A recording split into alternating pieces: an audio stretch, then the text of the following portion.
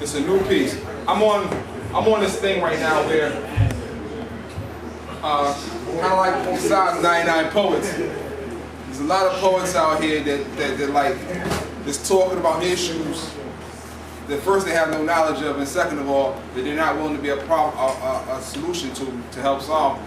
And I'm one of the poets that, if anybody knows me, what I spit about is what I be about. No doubt. If I'm spitting about kids up on the street, I'm actually there.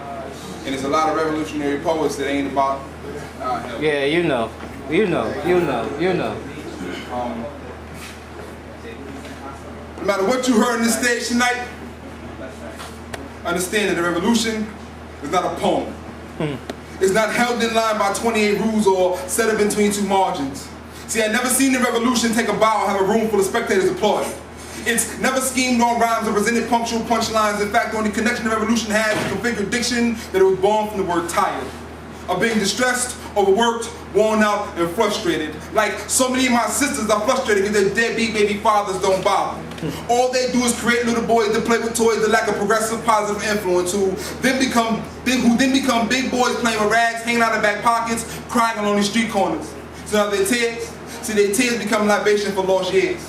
Absorbed in the concrete to reveal the footprints of how their sisters now walk these streets. Because there's no secret that she gives all her secrets to Victoria and Calvin, who's more inclined to disrespect her. When the hieroglyphs on Kunta's back should have been a revolution that compelled them to protect her, and that he neglects her, buying her soul and selling his own for diamonds and cars, and now master gets a 2-for-1 deal. That's why I tell these poets and these rappers to spit from your soul, because this shit is real. But yet, what's more important is your actions when they stop their hand clapping, because you see a revolution and not a poem. Because if it was, way before Barack and Michelle was on the scene, our children would have known the intellectual elegance is reachable. See, this shit here is teachable.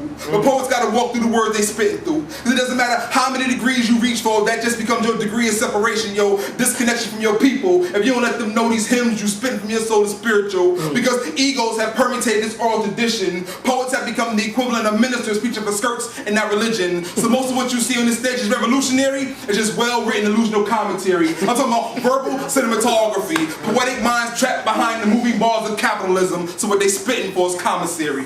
Trapping your mind until you scream set us free like Sinke, because they're still lost in translation. Because most poets wouldn't know if they got slapped in the face with a fucking revolution. They just spitting solutions, but words without actions, progressive constipation, like postpartum depression. They didn't want to hear the real shit, but I got real talk. How when they outline white paper with black ink, my black babies are still being outlined in white chalk. So if you enter these poetry gyms with the mindset of upping your MySpace friends or packing your fist full of dividends, then in the 3 minutes of your hot joints, you completely miss the point. The poetry was meant to pierce your soul, creating action to produce productivity. See, spoken word burns in my soul deeply, but not at the pace of losing my people to a bunch of paper revolutionaries. Come on. Come on.